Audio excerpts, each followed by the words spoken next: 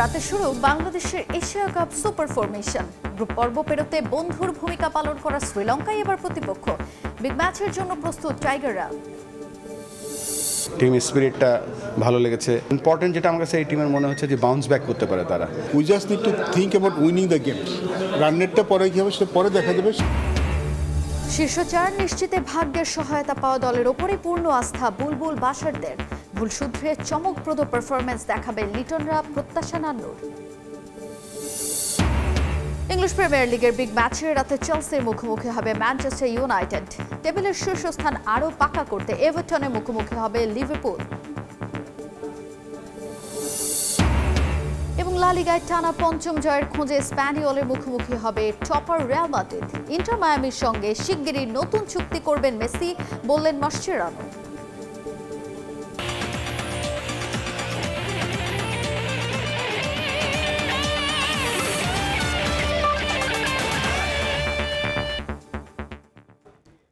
বিশ্বের নানা প্রান্তের খেলাধুলার খবর নিয়ে আমাদের নিয়মিত আয়োজন খেলার সময়, আর এই আয়োজনে আপনাদের সঙ্গে আছি আমি তাজিন খন্দকার। শুরুতে কিশোরগঞ্জ জেলা বিএনপির সম্মেলনের খবর জানাবো। কিশোরগঞ্জের বিএনপির ত্রিবার্ষিক সম্মেলনে বক্তব্য রাখছেন বিএনপি মহাসচিব মির্জা ফখরুল ইসলাম আলমগীর। সরাসরি যাচ্ছে সেখানে।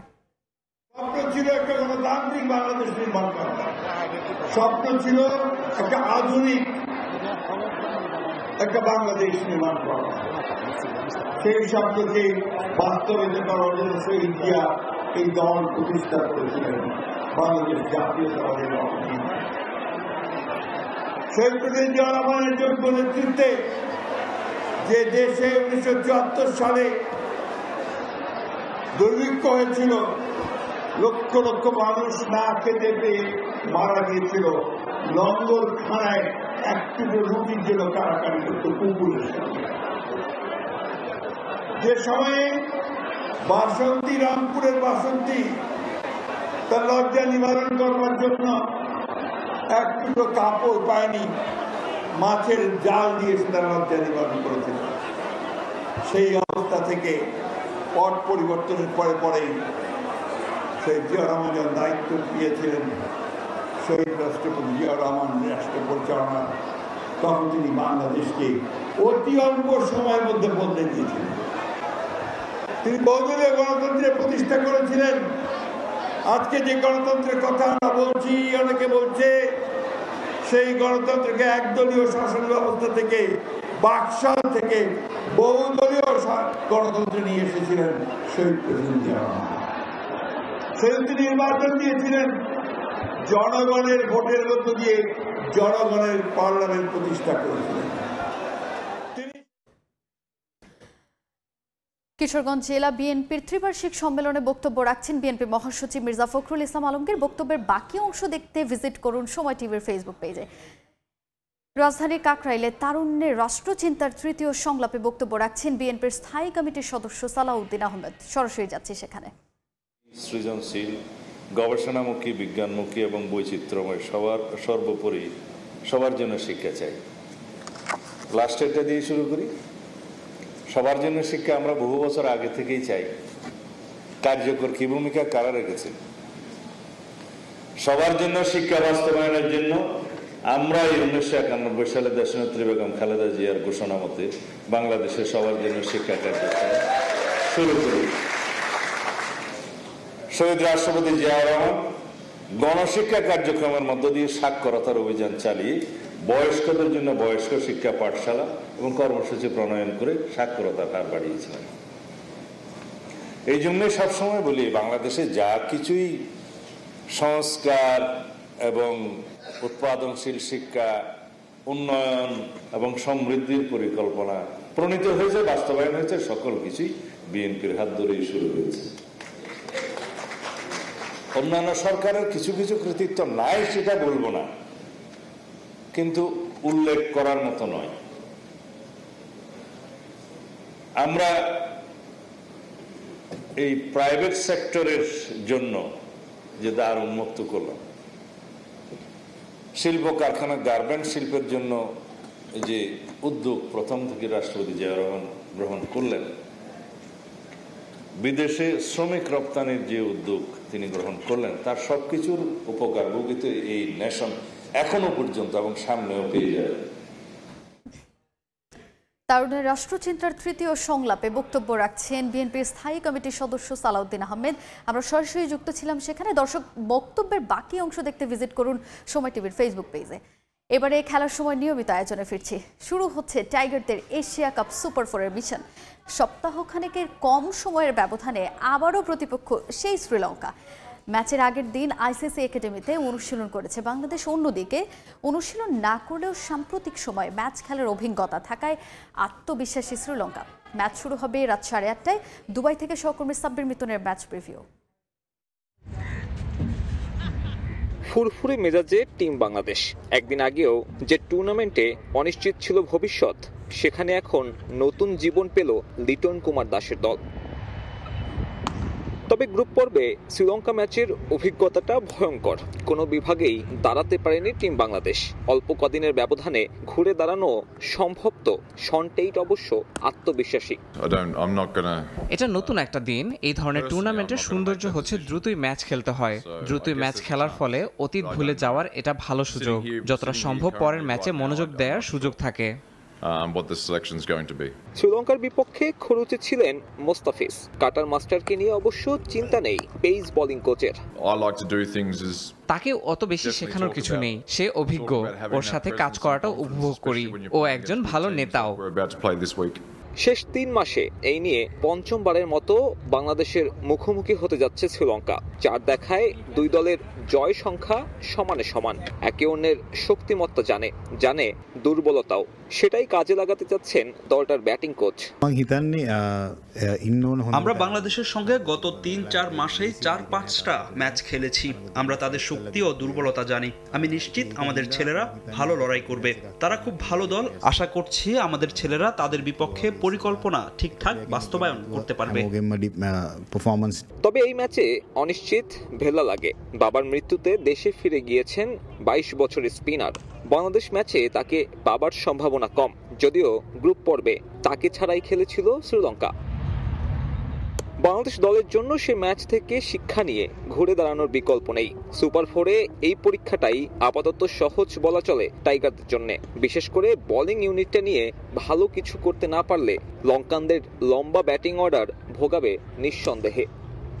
কয়েক ঘন্টার ব্যবধানে বন্ধু এখন শত্রু। শ্রীলঙ্কার জয়ের জন্য সবাই বুক বাঁধার পরে এখন সেই শ্রীলঙ্কাই বাংলাদেশ দলের প্রতিপক্ষ। সুপার 4-এ এই ম্যাচে দারুণ কিছু করে দেখাতে পারলে বাংলাদেশ দলের জন্য ফাইনালের সমীকরণটাও অনেকটাই সহজ হয়ে যাবে। তবে তা করতে পারবে কিনা বা তা করতে হলে বাংলাদেশ দলকে যে আমূল পরিবর্তন আনতে হবে সেটা আসলে বলাই বাহুল্য। দুবাই থেকে সাব্বির মিথুন, সময় সংবাদ। শ্রীলঙ্কার বিপক্ষে আবারও পরিবর্তন আসতে যাচ্ছে টাইগার একাদশে। পঞ্চম বোলার হিসেবে অন্তর্ভুক্তি ঘটবে শেখ মেহেদীর। তাকে জায়গা করে দিতে বাদ পড়তে পারে নুরুল হাসান সোহান। যদিও মাথা ব্যথার নাম তাওহিদ হৃদয়ের ফর্ম। এদিকে বদল আসবে শ্রীলঙ্কার একাদশেও। ওয়েল্লালাগেকে পাচ্ছে না শ্রীলঙ্কার দল। সাব্বির মিথুনের আরও একটি রিপোর্ট। শ্রীলঙ্কান দলের সঙ্গে বাংলাদেশ দলের মধুচন্দ্রিমা শেষ।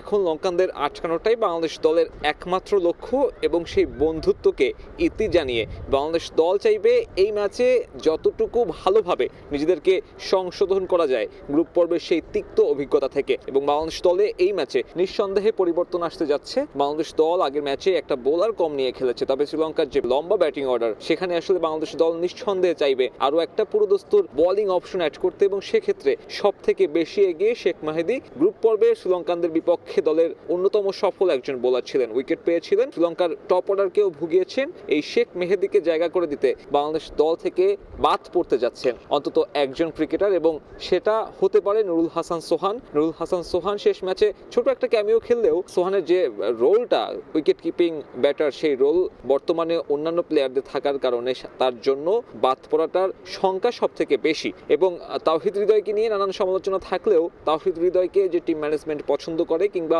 দল চাইছে সে ফর্মে ফিরুক, এবং তাওহিদ হৃদয়ের যে অতীত শ্রীলঙ্কার বিপক্ষে, সেক্ষেত্রে আরও একটা ম্যাচে এই ব্যাটসম্যান টিকে যেতে পারেন এবং তিনি হয়তো এই ম্যাচেও নাম্বার 4-এ খেলবেন। তবে ফর্ম ওয়াইজ কিংবা পারফরমেন্স বিবেচনা করলে তাওহিদ হৃদয়ই সবার আগে বাদ পড়ার তালিকাটাতে থাকতেন। তবে সহকারী কোচ সালাউদ্দিন থেকে শুরু করে তাকে যেভাবে ব্যাকআপ দেওয়া হচ্ছে তাতে তাওহিদ হৃদয়কে আরও একটা ম্যাচে দেখা যেতে পারে এবং সেক্ষেত্রে জাকের আলীকে মিডল অর্ডারে দেখে সোহানকে সেই জায়গাটা ছেড়ে দিতে হবে বাড়তি একটা বোলিং অপশনের জন্য। এছাড়া বাদবাকি যে জায়গাগুলোতে রয়েছে অর্থাৎ ওপেনিং স্লটে তামিম এবং সাইফ আবারও ওপেনিং করতে যাচ্ছে এবং তাদের সামনে বড় দায়িত্বটা হবে পাওয়ার প্লেতে শ্রীলঙ্কার বোলারদের সামলানো। থুসারা যেভাবে বোলিং করছেন তাতে তামিম এবং সাহিব যদি সেই থুসারাকে সামলাতে পারেন তাহলে কিন্তু বাংলাদেশের জন্য একটা ভালো সুযোগ আসতে পারে এই ম্যাচে এবং সেটাই বাংলাদেশ দল চাইবে। এবং এই পিচে বাংলাদেশ দলের আরেকটা লক্ষ্য থাকবে টস জিতে রান চেজ করার, কারণ শ্রীলঙ্কান দল যেভাবে রান চেজিংয়ে সফল সেক্ষেত্রে বাংলাদেশ দল নিঃসন্দেহে তাদেরকে কোনো ধরনের লক্ষ্যে ব্যাট করতে পাঠানোর সিদ্ধান্ত নেবে না।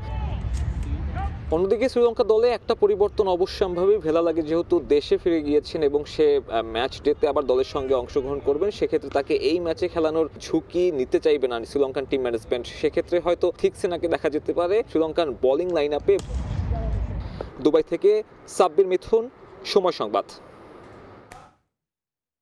নানা নেতিবাচক আলোচনা হলেও বর্তমান বাংলাদেশ দলের স্পিরিট মনে ধরেছে আমিনুল ইসলাম বুলবুলের। এশিয়া কাপের সুপার 4-এর প্রথম লড়াইয়ে শ্রীলঙ্কার বিপক্ষে দারুণ কিছু করবে টাইগাররা, এমনটাই প্রত্যাশা তার। যদিও আফগানিস্তান ম্যাচে এক বোলার কম খেলানো নিয়ে কিছুটা অসন্তুষ্টি আছে বুলবুলের। এদিকে সেরা 4-এর ম্যাচে রান রেট কিংবা অন্য কোনো বিষয় নয়, সাবেক অধিনায়ক হাবিবুল বাশারের মতে জয় পাওয়াটাই হবে মুখ্য। এবারের এশিয়া কাপের আগে টাইগারদের প্রস্তুতিতে বড় স্বপ্ন দেখেছে বাংলাদেশ। তবে হংকং ম্যাচে ভুল সিদ্ধান্তের পর শ্রীলঙ্কার কাছে হারে ভাটা পড়ে সেই স্বপ্নে। যদিও সেই দলটাই এখন সুপার 4-এ, তবুও নেতিবাচক কথা চারদিকে। সামাজিক মাধ্যমে চলছে ঠাট্টা, শ্রীলঙ্কার কাঁধে ভর করেই টাইগাররা সেরা 4-এ। তাদের বিপক্ষেই এবার প্রথম লড়াই লিটনদের। তবে যে যাই বলুক, এ দলটা আস্থা অর্জন করেছে বিসিবি বসের। লিটনদের নিয়ে বড় স্বপ্ন দেখছেন আমিনুল ইসলাম বুলবুল। এক নম্বরে বলবো যে এই টিমটার টিম স্পিরিটটা ভালো লেগেছে। এই ফরম্যাটটা খুবই আনপ্রেডিক্টেবল ফরম্যাট এবং এই ফরম্যাটে যদি আমরা একটু ভালো করি আমাদের কিন্তু ক্যালকুলেট করলে আমরা হয়তো আরও একটু দূরে যেতে পারবো। আমার মনে হয় যে টিম ম্যানেজমেন্ট যারা আছে তারা নিশ্চয়ই প্ল্যান করছে ম্যাচ বাই ম্যাচ। আপাতত সমস্ত চিন্তা আমি আশা করছি যে শুধু শ্রীলঙ্কা নিয়েই থাকবে। যদিও গ্রুপ পর্বের শেষ ম্যাচে আফগানিস্তানের বিপক্ষে এক বোলার কম খেলানো ভুগিয়েছে বাংলাদেশকে। ম্যাচটাও হতে পারত হাতছাড়া। গুরুত্বপূর্ণ ম্যাচে টিম ম্যানেজমেন্টের এমন সিদ্ধান্ত কিছুটা অবাক করেছে বুলবুলকেও। গত ম্যাচটার টিম কম্বিনেশনটা ছিল ভেরি অকওয়ার্ড। 4.5 বোলার নিয়ে আমরা খেলেছি, তারপরেও কিন্তু টিম ব্যাকআপ করেছে। আর সব ইম্পর্টেন্ট যেটা আমার কাছে এই টিমের মনে হচ্ছে যে বাউন্স ব্যাক করতে পারে তারা। আমরা শ্রীলঙ্কার সাথে হারার পরে আমরা আফগানিস্তানের সাথে বাউন্স ব্যাক করেছি। শ্রীলঙ্কার সাথে আমরা ফার্স্ট পাওয়ার প্লে ইউজই করতে পারি, তারপরেও একটা মোটামুটি একটা ভালো টার্গেটে গিয়েছি। এছাড়া হংকং ম্যাচে রান রেট বাড়ানোর সুযোগ হাতছাড়া করায় জটিল হয়েছিল টাইগারদের সুপার 4-এর সমীকরণ। আফগানিস্তান জিতলে শেষই হয়ে যেত বাংলাদেশের সেরা 4-এ খেলার স্বপ্ন। সুপার 4-এও রান রেট গুরুত্বপূর্ণ। তবে সাবেক অধিনায়কের চোখে সব হিসাব একপাশে রেখে মূল কাজ একটাই, জয়। লঙ্কানদের কঠিন প্রতিপক্ষ হিসেবেও দেখছেন না তিনি। আমাদের জন্য এখন এত রান রেটটা মাথায় রাখার কোনো দরকার নেই। আমি পার্সোনালি বিলিভ করি আমরা যদি সুপার 4 দেবো, we just need to think about winning the game. Run রেটটা পরে কী হবে সেটা পরে দেখা যাবে। সেরকম পরিস্থিতি ডেফিনেটলি বাংলাদেশ সুযোগ নেবে। শ্রীলঙ্কা দলটা আমাদের পরিচিত।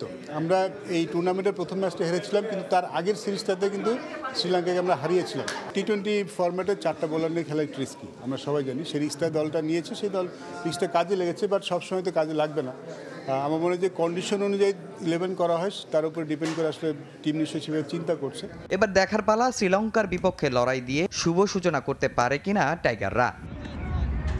তামিম হোসেন, সময় সংবাদ, ঢাকা। বিসিবির নির্বাচক প্যানেলে যুক্ত হচ্ছে নতুন এক মুখ। হান্নান সরকারের শূন্যস্থান পূরণে নির্বাচক প্যানেলে যুক্ত করা হবে সাবেক ক্রিকেটারদের মধ্য থেকে একজনকে। গুঞ্জন শোনা যাচ্ছে সাবেক ক্রিকেটার হাসিবুল হোসেন শান্ত যুক্ত হতে পারেন গাজী আশরাফ হোসেন লিপুর এই প্যানেলে। এদিকে নারী বিশ্বকাপের আগে জ্যোতিদের প্রস্তুতি নিয়ে সন্তুষ্ট নন বিসিবি প্রেসিডেন্ট আমিনুল ইসলাম বুলবুল। সিলেক্টর 2 জন জয়েন করবে, একজন ছেলেদের এবং একজন মেয়েদের। এবং এখানে জানেন যে লিপু ভাই এবং রাজ্জাকের সাথে একজন সিনিয়র ক্রিকেটার ছিলেন ন্যাশনাল টিমের, তাকে আমরা নাম প্রকাশ করছি না, মানে তিনি অলমোস্ট হয়ে গিয়েছেন। আর মেয়েদের এখানে শিপনের সাথে আমরা চিন্তা করছি একজন মেয়ে সিলেক্টর যাতে আমরা দিতে পারি। সো নাম খুব তাড়াতাড়ি জেনে যাবেন, আমরা অলরেডি সিলেক্ট করে ফেলেছি। না, অবশ্যই এটা আইডিয়াল প্রিপারেশন না, তারপরেও চেষ্টা করেছিল, ওয়েস্ট ইন্ডিজ না করে দিয়েছে, আমরা শেষ মুহূর্তে কোয়ালিফাই করেছি। তারপরেও যে প্রিপারেশনটা হয়েছে এবং আজকে গিয়ে আমি নেটে ব্যাটিং দেখছিলাম, প্রতিযোগিতামূলক ক্রিকেট খেলার জন্য তারা রেডি এবং তারা ভালো করবে। আর আমাদের 15 বা 17-এর ছেলেমেয়েরাও তো ধরেন যদি ওই হিসাবে দেখেন, দে আর কোয়াইট স্ট্রং অপোনেন্ট। লা লিগায় জয়ের ধারা অব্যাহত রাখতে মাঠে নামছে রিয়াল মাদ্রিদ।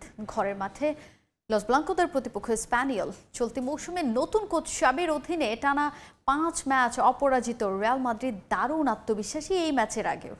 জয় তুলে নিতে চায় স্প্যানিয়লের বিপক্ষে। সান্তিয়াগো বার্নাব্যুতে ম্যাচ শুরু হবে শনিবার রাত 8:30টায়। 4 ম্যাচ শেষে এই মুহূর্তে লা লিগার সবচেয়ে সফল দল রিয়াল মাদ্রিদ। শতভাগ জয়ের রেকর্ডের পাশাপাশি পয়েন্ট টেবিলের শীর্ষেও তারা। যদিও লা লিগায় ও চ্যাম্পিয়ন্স লিগে নিজেদের সবশেষ ম্যাচে জয় পেতে ভালোই বেগ পেতে হয়েছে রিয়ালকে। লিগে সোসিয়েদাদের বিপক্ষে 10 জনের দল নিয়ে লড়াই চালিয়ে যেতে হয়েছিল সাবিকে। চ্যাম্পিয়ন্স লিগেও ঘরের মাঠে ম্যাচের শেষ পর্যন্ত রিয়াল খেলেছে 10 জনের দল নিয়ে।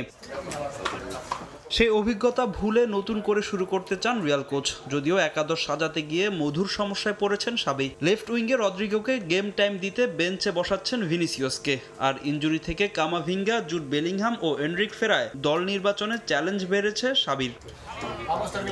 তবে স্পানিওলের বিপক্ষে শুরুর একাদশেই থাকবেন আর্দা গুলার, চুয়ামিনি, ভালভার্দে। শুরুর একাদশে না থাকার সম্ভাবনাই বেশি আর্জেন্টাইন মাস্তানতুনোর। আগের ম্যাচে লাল কার্ড দেখায় হুইসেনের পরিবর্তে মাঠে দেখা যাবে রাউল অ্যাসেন্সিওকে। আলেকজান্ডার আর্নল্ডের ইনজুরিতে দায়িত্ব বেড়েছে রিয়াল অধিনায়ক দানি কারবাহালের। তবে এই ম্যাচে কিলিয়ান এমবাপ্পেকে শুরুর একাদশে না রাখার ইঙ্গিত দিলেন মাদ্রিদ কোচ।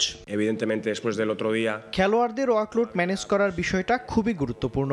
একটা ফুটবলারের জন্য প্রতিটা ম্যাচ খেলা অসম্ভব, তাকে অবশ্যই বিশ্রাম দিতে হবে। যদি আপনি বিশ্রাম না দেন তাহলে তার পারফরমেন্সে প্রভাব পড়বে। কিলিয়ান আমাদের গুরুত্বপূর্ণ ফুটবলার, কিন্তু সে প্রতিটি ম্যাচ খেলবে না।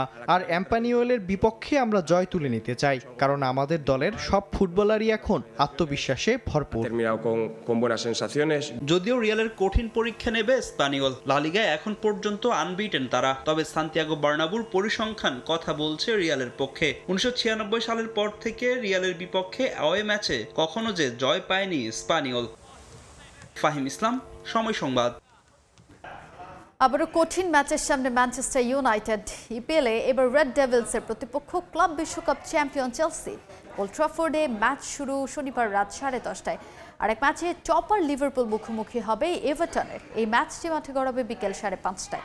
দুসময়ের মাঝেও ওল্ড ট্রাফোর্ডে চেলসির বিপক্ষে গেল 12 ম্যাচে হারেনি ম্যানচেস্টার ইউনাইটেড। এর মধ্যে আবার 5টিতেই প্রতিপক্ষকে দিয়েছে হারের তিক্ততা। এবারও লক্ষ্য ব্লুদের হারিয়ে খারাপ সময় পেছনে ফেলার। বিশ্বকাপ জিতে মৌসুমের শুরুতে দারুণ কিছুর ইঙ্গিত দিয়েছিল চেলসি, তবে সেই ফর্ম তারা টেনে আনতে পারেনি ইপিএলের দিনের আরেক ম্যাচে ডার্বির উত্তাপ। উঠতে থাকা লিভারপুল এভারটনের মুখোমুখি হবে শিরোপার রেসে নিজেদের অবস্থান আরও শক্ত করতে। ইন্টার মায়ামির সঙ্গে দ্রুতই নতুন চুক্তি করবেন লিওনেল মেসি, প্রত্যাশা কোচ হাভিয়ার মাসচেরানোর। তবে কবে হবে এই আনুষ্ঠানিকতা তা নিশ্চিত করতে পারেননি তিনি। 150 মিলিয়ন ইউরোর চুক্তির মেয়াদকাল শেষ পর্যায়ে।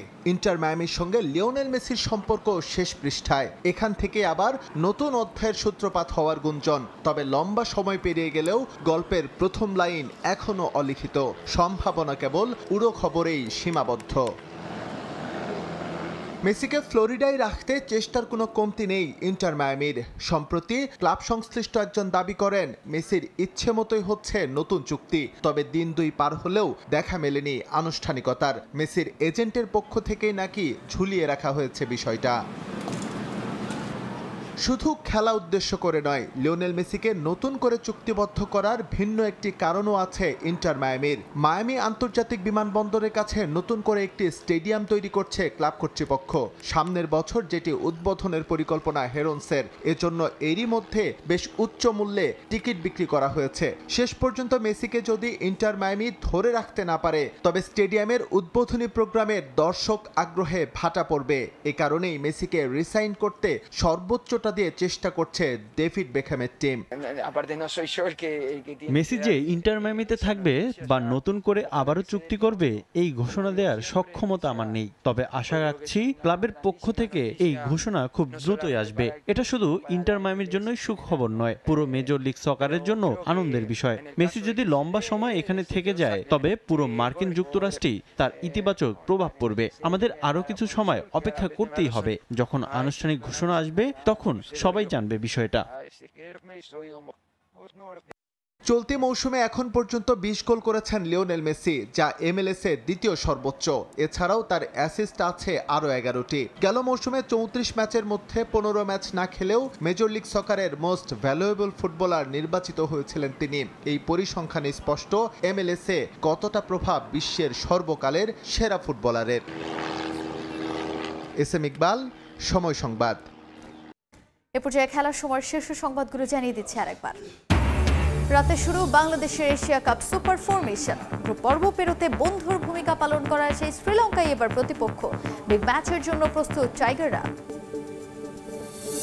টিম স্পিরিটটা ভালো লেগেছে। ইম্পর্টেন্ট যেটা আমার কাছে এই টিমের মনে হচ্ছে যে বাউন্স ব্যাক করতে পারে তারা। We just need to think about winning the games. Run রেটটা পরে কী হবে সেটা পরে দেখা যাবে। শীর্ষ 4 নিশ্চিতে ভাগ্যের সহায়তা পাওয়া দলের উপরই পূর্ণ আস্থা বুলবুল বাশারদের। ভুল শুধরে চমকপ্রদ পারফরমেন্স দেখাবে লিটনরা, প্রত্যাশা নান্নুর। এবং ইপিএলের বিগ ম্যাচে রাতে চেলসির মুখোমুখি হবে ম্যান ইউনাইটেড। এভারটনের প্রতিপক্ষ লিভারপুল। লা লিগার রিয়াল মাদ্রিদ খেলবে স্প্যানিওলের বিপক্ষে।